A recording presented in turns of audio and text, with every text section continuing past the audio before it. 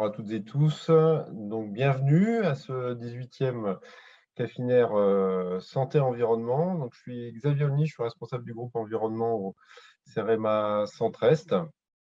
Et aujourd'hui, donc, nous avons le plaisir d'accueillir Anita Grisoni et Gabriel Vernouillet de la ville de Paris, que je laisserai se présenter et qui vont nous parler urbanisme favorable à la santé. Donc, format du Cafinaire, je le rappelle, hein, présentation, 20-25 minutes, et puis un temps d'échange avec vous. Voilà, donc si vous avez des questions, alors vous pouvez les poser dans le chat au cours de la présentation, et puis sinon prendre la parole au moment, à la fin, à l'issue de la présentation. Voilà, je vous remercie. Je vais laisser la parole à Anita, et puis on se retrouve voilà, dans un petit moment. Merci beaucoup Xavier. Déjà, je vous remercie de cette invitation qui arrive à point nommé puisque l'Observatoire a été créé le 27 juin 2023. Donc, on a une structure qui est en train de se constituer et en fait, ça nous fait beaucoup avancer de pouvoir échanger avec vous dès aujourd'hui. Alors, donc, c'est l'Observatoire parisien de la santé environnementale dont on va vous présenter les travaux aujourd'hui avec un axe particulier sur la démarche d'urbanisme favorable à la santé. Que nous, en fait, j'ai mis juste mon adresse mail sur le PowerPoint, mais si vous voulez avoir les coordonnées de ma collègue qui prendra la suite de la présentation, on pourra vous les envoyer sans souci. Donc, l'UFS, c'est à la fois un outil qui est développé dans le cadre du guide d'Isadora, mais aussi une démarche globale, en fait, d'appréhension de l'urbanisme dans la ville. L'Observatoire est une régie parisienne, c'est-à-dire que c'est vraiment une instance qui est entièrement financée par la ville de Paris à la direction de la santé publique et dans la sous-direction de la santé environnementale. Donc c'est vraiment en régie que tout ça est pensé et l'objectif c'est de mettre en lien les recherches que nous on peut faire en santé environnementale avec les politiques publiques qui sont menées à Paris. Donc l'UFS, c'est pour nous, en fait, la démarche qu'on adopte pour penser l'urbanisme à Paris, parce que c'est une démarche de reconnaissance, qui est celle que, en fait, une grande partie des risques influant sur la santé et le bien-être des personnes ne sont pas seulement liés, comme on a tendance à le penser généralement, à leur comportement, mais bien à des facteurs extérieurs et collectifs qui, bien souvent, échappent aux seuls individus et à l'emprise des seuls individus. Et c'est pas vraiment un détail, en fait, de reconnaître ça, car, en fait, ça renvoie au débat général sur la crise écologique, euh, qui revient à interroger d'un côté les causes structurelles du dérèglement climatique et de l'autre les causes individuelles. Et en fait, nous, on parie sur le fait que la reconnaissance des causes structurelles est aussi une manière d'influer les pratiques des personnes en les améliorant. Et donc, que si la ville agit en responsabilité pour offrir à ses concitoyens un environnement sain, ben, finalement, les personnes seraient plus motivées pour en faire de même. Donc, l'intérêt d'une entrée par l'urbanisme, qui n'est pas la seule entrée de la santé environnementale, bien évidemment, c'est que c'est vraiment un sujet très transversal et ça permet donc la fameuse formule qui consiste à dire il faut sortir des silos. Ben, finalement, l'urbanisme, c'est une manière de la mettre en œuvre, puisque l'urbanisme agit dans des champs d'action très variés, comme les logements, la qualité des logements, la forme des logements, les espaces publics, les espaces verts. Et donc, ça permet de toucher les nombreux aspects de la santé environnementale et en fait de couvrir un champ assez large. Donc, deux mots sur cet observatoire qui vient d'être créé. Nous sommes une équipe de 10 personnes avec des compétences assez variées. Et encore une fois, l'objet est de faire le lien entre la recherche, alors soit la recherche menée en régie par les agentes, soit la recherche menée en partenariat avec des programmes de recherche, et les politiques publiques de la ville de Paris. Donc deux mots sur notre feuille de route. En 2015 a été voté un plan parisien de la santé environnementale qui en ce moment est sujet à une révision assez complète. Donc déjà en 2015, ça prenait en compte l'exposition aux polluants, l'action sur la qualité de l'air et les inégalités, et la manière dont les marchés publics pouvaient se positionner pour en fait favoriser la santé environnementale. Et donc, nous sommes en phase de révision. Donc, il y a un second document qui est donc le PPSE2, le Plan Paris Santé Environnement 2, qui est actuellement en cours d'arbitrage politique et qui reprend et approfondit les acquis de ce PPSE 1 autour de 3 axes fondamentaux qui sont la démocratie sanitaire, les inégalités sociales et les âges fragiles de la vie qui nous permettent de faire un focus sur certaines populations. On peut passer à la slide suivante, Xavier. Alors, notre première manière de mettre en œuvre cette démarche d'urbanisme favorable à la santé, en fait, renvoie à un contexte plus large, qui est celui du PLU bioclimatique, dont vous aurez certainement entendu parler, puisque les restrictions, les restrictions qu'il met en œuvre ont défrayé la chronique à l'été dernier. Donc, ce PLU bioclimatique a été approuvé le 5 juin 2023 par le Conseil de Paris. Il est actuellement soumis à l'enquête publique.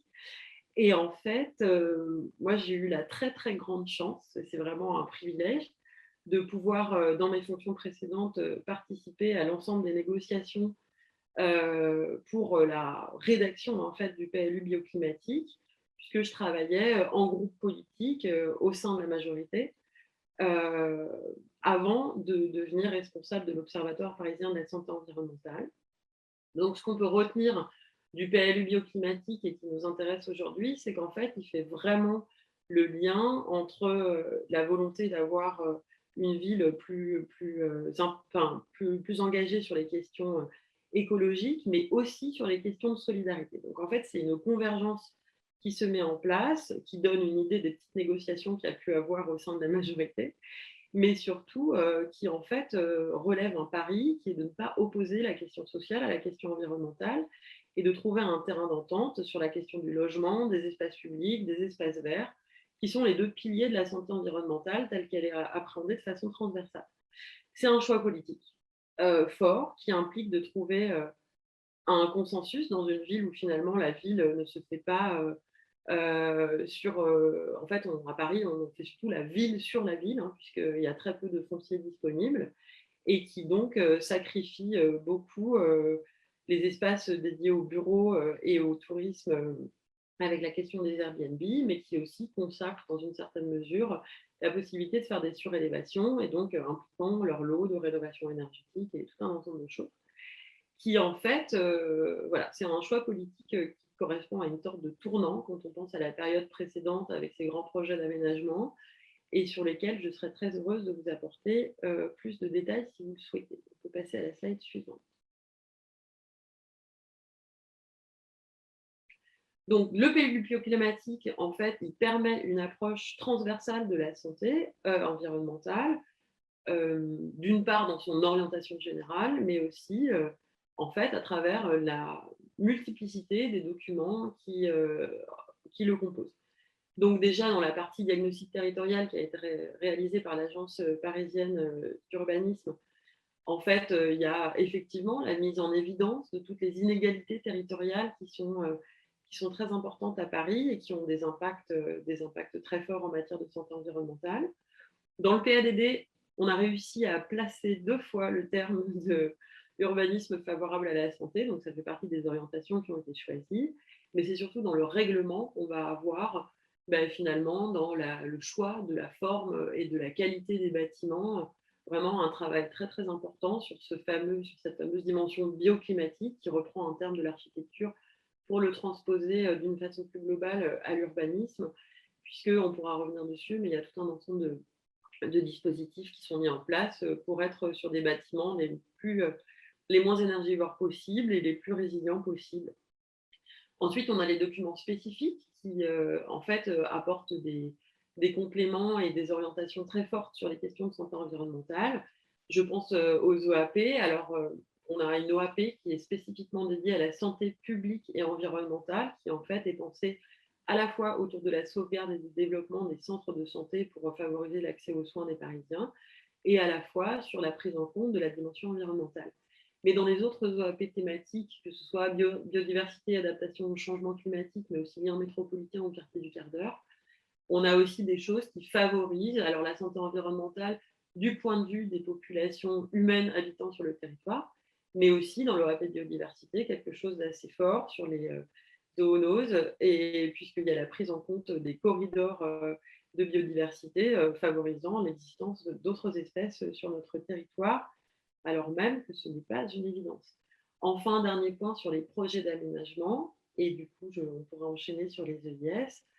On a une volonté très forte de maximiser les espaces verts sur des projets. Alors, il y a une grande difficulté, mais on pourra revenir dessus, c'est que la plupart étaient des projets qui étaient déjà engagés. Je pense à Paris, aux Portes de l'Est, ou à Bercy-Charenton, donc engagés en cours de négociation avec les promoteurs, avec les aménageurs, et sur lesquels, en fait, on a pu revenir pour favoriser les conditions de santé. Et ça n'a été fait que grâce au développement et à la généralisation des EIS. Gabrielle, je te passe la parole. Merci. Donc, en effet, slide suivante, je vais donc vous présenter rapidement ce sont les évaluations d'impact sur la santé à Paris. Slide suivant, donc réaliser des EIS à la ville est une volonté forte de la ville de Paris. Vous pouvez passer à la slide d'après. C'est une volonté forte puisque elle est marquée par la constitution d'une équipe en interne il y a 6 ans. Une équipe de 2 personnes qui est passée à 3 et qui souhaite s'élargir à 4, donc avis aux intéressés, et je vais essayer de vous motiver au cours de cette présentation. Donc l'équipe EIS, elle est rattachée, comme le disait Anaïta, à l'Observatoire parisien de la santé environnementale, nouvellement créé. Et pour mettre un peu en perspective, on est donc rattaché à la sous-direction de la santé environnementale et de la prévention elle-même. Voilà, donc on est rattaché à cette nouvelle direction de la santé publique. Donc il y a une volonté politique importante, donc de réduire les expositions et les nuisances majeures subies par les Parisiens, de placer la santé au cœur de toutes les politiques, donc en réalisant ces évaluations d'impact sur la santé, de favoriser le développement d'une culture partagée en santé environnementale, et vous allez voir un peu plus loin pourquoi j'évoque ce point. Et en ce sens, du coup, mieux intégrer la santé dans les projets d'urbanisme faisait l'objet d'une fiche action au sein du plan parisien de santé environnementale que Anita évoquait tout à l'heure et qui est en cours de révision. Et d'une deuxième fiche action de réaliser des évaluations d'impact sur la santé pour des projets urbains de grande ampleur, structurants ou requalifiant des espaces publics. Donc à la fois dans le plan parisien de santé environnementale, mais également dans le contrat local de santé. Donc, vous voyez cette volonté importante de réaliser des évaluations d'impact sur la santé. On peut passer à la slide d'après. Alors, qu'est-ce que c'est qu'une évaluation d'impact sur la santé? C'est un outil pour optimiser la prise en compte de la santé dans des projets urbains, un plan, un programme ou une politique qui ne serait pas une politique de santé. C'est une démarche qui est robuste, volontaire, préconisée par l'OMS pour lutter contre les inégalités sociales de santé. Quand on dit volontaire, ça veut dire qu'elle n'est pas réglementaire, il n'y a pas d'obligation. On est saisi par la direction de l'urbanisme ou exceptionnellement par le Conseil de Paris. Un projet urbain est une opportunité à saisir pour améliorer la santé physique et mentale des habitants. On va prendre cette définition large de la santé et bien-être. L'état de santé d'une population ne va pas dépendre de déterminants extérieurs à l'individu, notamment ses habitudes de vie, l'accès aux soins et aux services, son environnement de vie et de travail. Et un projet urbain, c'est une manière d'avoir un effet, un impact sur le cadre bâti, sur la programmation, et donc ainsi sur la santé au sens large de la population. Alors une évaluation d'impact sur la santé, ça va permettre de proposer des recommandations opérationnelles qui vont s'adapter aux contraintes et au calendrier projet, la direction d'urbanisme, avec pour intention donc, de minimiser à la fois les effets négatifs qu'on peut identifier sur le projet urbain, et d'essayer de maximiser les effets positifs de ce projet sur la santé physique et mentale, tout en ayant un point de vigilance particulier sur les populations les plus vulnérables. Ensuite, slide suivante. Ce qui fait, voilà, pour avoir un aperçu en fait des EIS qu'on a réalisés à Paris. Il y en a 3 qui sont terminées. Vous voyez ici qu'elles sont, donc ça c'est la carte de Paris. Vous voyez que les EIS sont réalisés principalement en périphérie de Paris. Il y en a 3 qu'on a terminées, 3 qui sont en cours, pour celles qui sont en régie. Et on a aussi la particularité de faire un appui méthodologique au bureau d'études qui réalise des EIS pour des aménageurs privés. Et donc, il y en a 4 en cours. Enfin, 3 terminés et une en cours. Parmi les 3 terminés, c'était à chaque fois pour Espace Ferroviaire, qui est l'aménageur de la SNCF. Voilà pour vous donner une idée. Slide suivante, qui fait la particularité de faire des EIS à la ville de Paris, c'est sur son fonctionnement intégré, puisque on 7 juin, les compétences de nos collègues à la fois du domaine de la santé, donc ce qu'on appelle les référents territoriaux, puisque chaque arrondissement parisien est à la fois un référent territorial de santé, mais également un référent territorial social.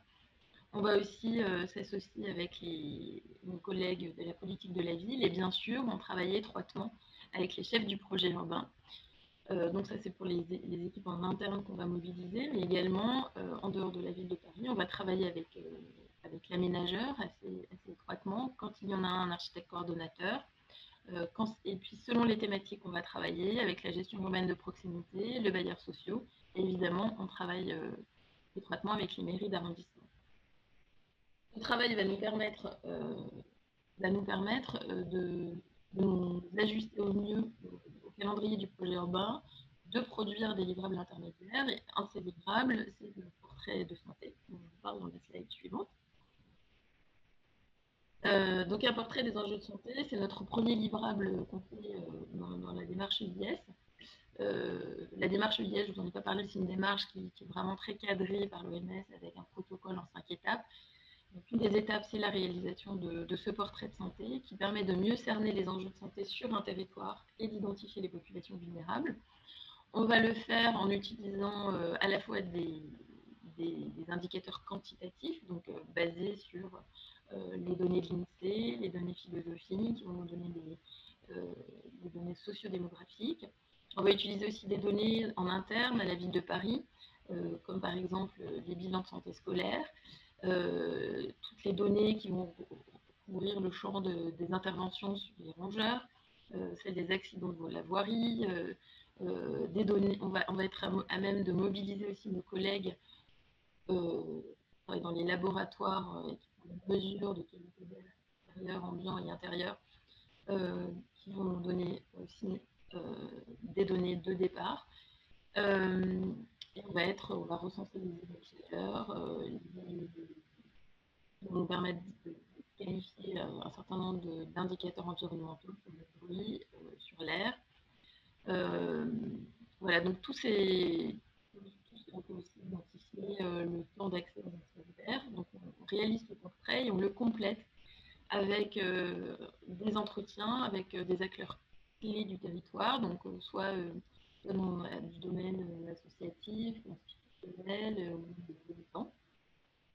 20 et 40 entretiens selon les projets. Donc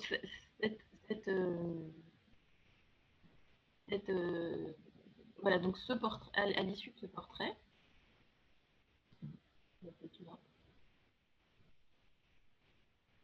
voilà. Ce portrait, on peut également le compléter avec des démarches participatives qui complètent la concertation autour du projet urbain. Donc, 3 exemples ici.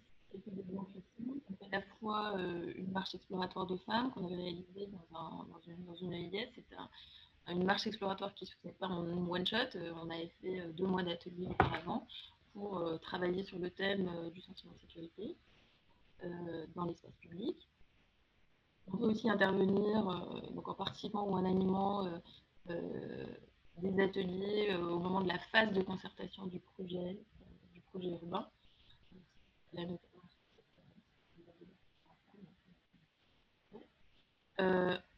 Ouais, ok, je reste bien près du micro. Et on a eu la chance aussi de faire des ateliers de co-construction avec des étudiants, puisqu'on enseigne dans un master, et ces jeunes urbanistes sont particulièrement intéressants à consulter. Et puis, on peut aussi proposer des ateliers d'experts professionnels qui nous permet, sur une thématique qui aura été priorisée dans le cadre de l'EIS, d'approfondir les pistes de recommandations qu'on va pouvoir formuler au sein de cette EIS.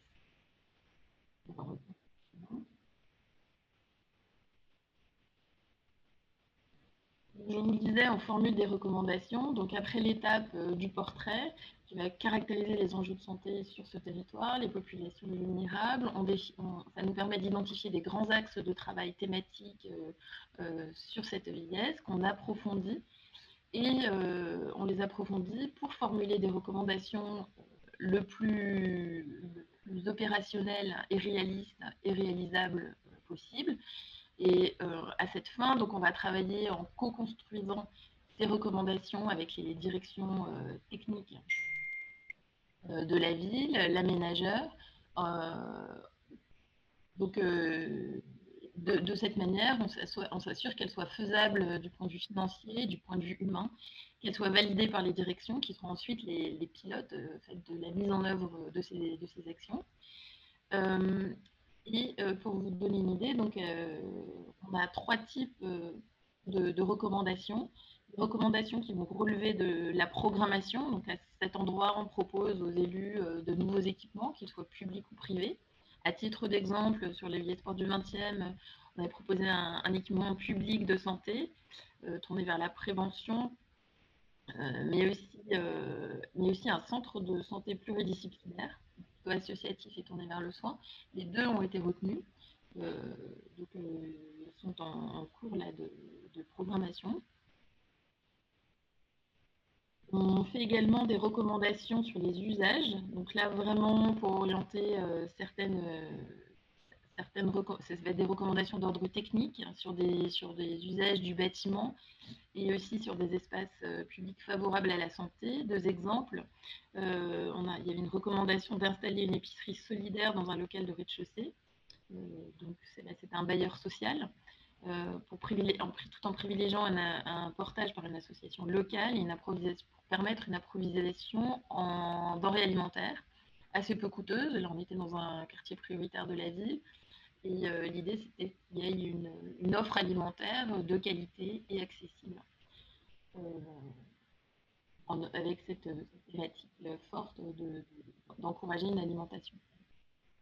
Dans l'IS Gare des Mines, on a travaillé sur le maintien de l'autonomie. On voulait encourager le maintien de l'autonomie des seniors en encourageant la conception de parcours entre l'immeuble et les services, les assises dans les halls, la cinématique dédiée. C'est une thématique qui porte le nom de Lilou en pantoufles, donc je pourrais vous parler un peu plus tard si vous le souhaitez. Et puis ensuite, on a des recommandations qui sont plutôt de l'ordre de l'accompagnement, qui visent à mobiliser des programmes et des dispositifs qui sont pilotés déjà par les directions de la ville au service des populations du territoire. Et dans ces cas-là, on avait choisi de promouvoir l'activité physique et sportive avec une boucle de mobilité active pour tous les publics et faire le lien en fait entre le nord de Paris et Saint-Denis et d'autres projets urbains en cours. Voilà.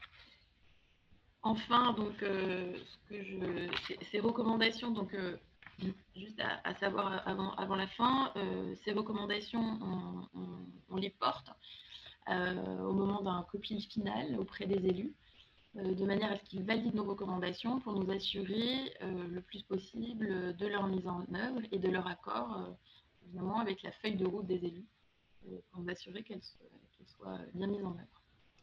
Donc nos perspectives, c'est bien de faire de la santé et de la résorption d'inégalités un objectif intrinsèque des opérations d'aménagement urbain.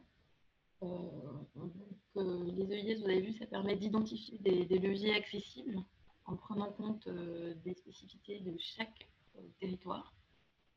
Et puis, on souhaite, en ce sens, développer de nouveaux outils. Anita en a parlé un peu plus tôt, donc d'approfondir nos compétences en urbanisme opérationnel favorable à la santé. Là, nos compétences relevaient vraiment d'une démarche qui est celle des évaluations d'impact sur la santé, qui, elle, requiert des orientations d'aménagement assez établies, tout en ayant quand même des marges de manœuvre pour qu'on puisse intervenir sur la programmation, qu'on fasse des recommandations techniques et d'usage. Et là, on va essayer de voir avec l'urbanisme opérationnel favorable à la santé tel qu'il est écrit dans l'ISADORA, qui est un guide récent de l'UHUSP, sur lequel on s'appuiera pour essayer d'intervenir à différents temps en fait, du projet urbain. Et puis également pour intervenir peut-être plus en amont en fait, du scénario d'aménagement, pour accompagner plutôt la validation d'un scénario d'aménagement ou même la réalisation de ce scénario d'aménagement. On est en train de produire là des grilles d'analyse de scénarios d'aménagement sous le prisme de la santé. Et évidemment, enfin peut-être pas évidemment, mais en tout cas un de nos enjeux qui est clé pour nous, c'est d'investiguer d'autres politiques publiques qui ne seraient pas forcément du coup des programmes d'aménagement urbain, mais d'autres politiques qui ne relèveraient pas directement de la santé, mais sur d'autres sujets. Voilà, donc l'objectif, ce serait de mobiliser ces leviers, tout en veillant bien sûr à s'affranchir des effets de bord négatifs possibles. Et donc, vous l'avez compris, nous travaillons pour agir et bâtir des territoires producteurs de santé. Bon, merci, je vais la parole à nous. Ah, micro. Merci. Merci Gabriel. Je vais essayer d'être bref puisqu'on a déjà dépassé le temps imparti, mais en fait, on a toute une partie de l'observatoire qui s'occupe de faire vraiment un focus sur la caractérisation et la réduction des inégalités environnementales et sociales de santé sur le territoire parisien, parce que comme je vous l'ai dit, dans la mesure où on a une sociologie très diversifiée sur le territoire parisien, en fait, les écarts de richesse sont importants et les écarts d'exposition aussi en fonction des quartiers. Je pense notamment à l'exposition aux pollutions à proximité des grands axes routiers. Donc, il y a tout un travail qui est mené, encore une fois, en régie pour les caractériser et mettre en évidence ce que je vais vous montrer, qui sont les zones de fragilité en santé environnementale. On peut passer à la slide suivante. Donc, on a ce premier outil qui est la cartographie des inégalités environnementales qui a été faite à partir des carreaux de l'APUR, hein, donc sur des carreaux de 200 mètres sur 200 mètres, ce qui nous permet vraiment d'avoir une précision importante. Alors on a une deuxième carte peut-être sur la slide d'après que je veux bien que vous nous fassiez voir, voilà, qui est plus simple mais qui permet de bien mettre en évidence la conjonction des différents types d'inégalités qui peuvent en fait cumuler qui en fait aboutissent au cumul d'un certain nombre de facteurs de défaveur environnementale, sociale et sanitaire et qui sont autant de déterminants de santé. Donc c'est ces fameuses zones de fragilité en santé environnementale. Vous voyez que à l'échelle de Paris, il y a un découpage qui est quand même assez évident entre le nord, nord-est et la partie sud-ouest, quoique il ne faut pas négliger les quartiers qui, du côté sud, sont des quartiers qui peuvent être potentiellement classés politique de la ville ou qui le sont déjà en raison d'un cumul de défaveur. Donc cet outil qu'on a mis en place permet de repérer les carreaux dans lesquels il y a une surreprésentation par rapport à la situation parisienne moyenne, de population exposée à des niveaux élevés, donc de pollution de l'air, on mesure, la pollution au bruit, les transports, ou qui habitent dans des immeubles à risque. Mais aussi, ce qu'on mesure, c'est les accès aux espaces verts de proximité et aux berges, les accès à la médecine générale conventionnée et la surreprésentation de personnes vulnérables en raison de leur âge ou de leurs conditions de santé. Plus, bien évidemment, tout ça est couplé avec les catégories liées à la CSP, donc des ménages à bas revenus.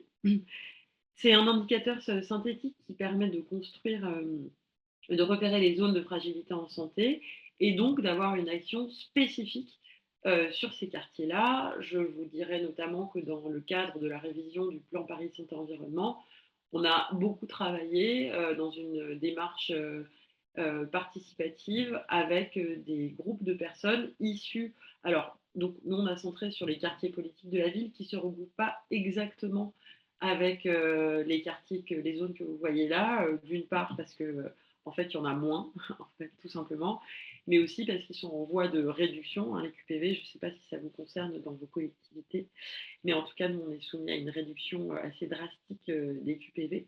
Mais en tout cas, voilà, l'idée était vraiment d'aller sonder les pratiques de santé, les représentations sociales de la santé environnementale et aussi les besoins dans ces quartiers-là, car bien évidemment, ils sont plus importants et ça se traduit en termes de bien-être et de surmortalité. Hein. Il n'y a pas de mystère. On peut passer à la slide suivante.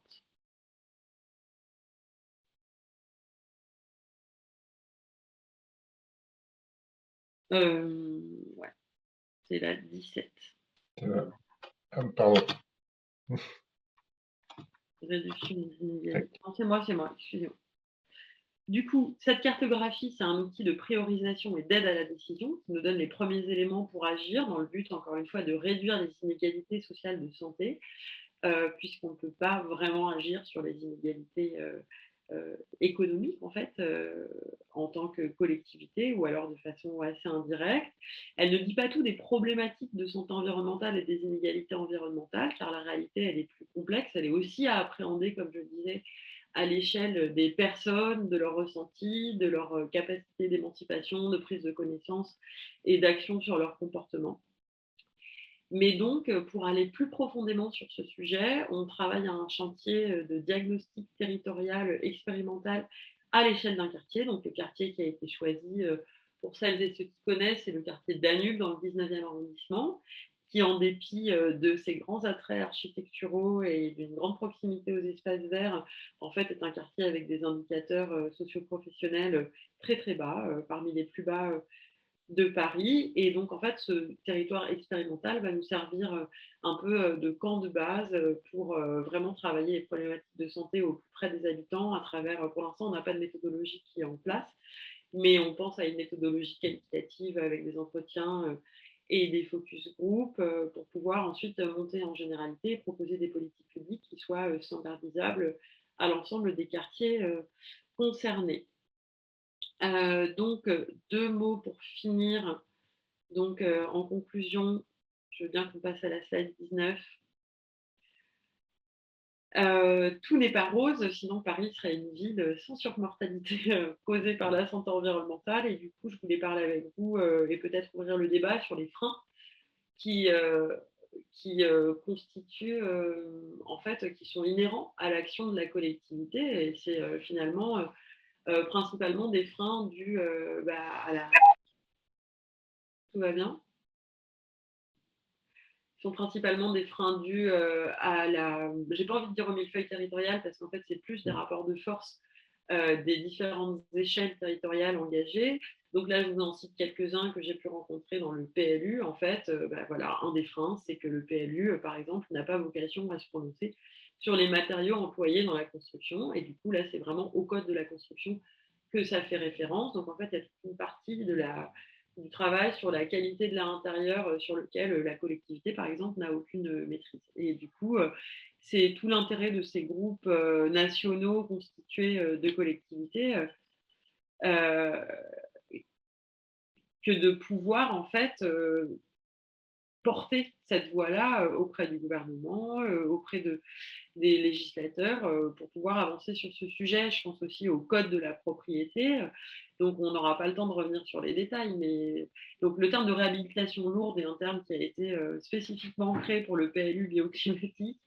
Mais en tout cas, vous ne pouvez pas imaginer les difficultés auxquelles on s'est confronté concernant la réflexion des immeubles de bureaux et en fait la possibilité de créer 11 petits pourcents de logements sociaux dans des immeubles en fait sur une surface de plus de 3500 m². Et c'était vraiment la limite légale à laquelle on se confrontait et qui du coup met à mal quand même le projet de concilier la pleine terre et la création de logements sociaux à Paris.